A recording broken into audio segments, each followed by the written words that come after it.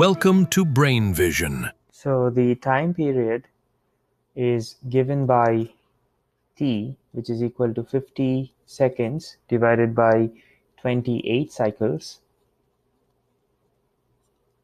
This is equal to 1.8 second. For b, we have to calculate the frequency. So the frequency is given by 28 cycles by 50 seconds, because we know that frequency is just 1 over time period.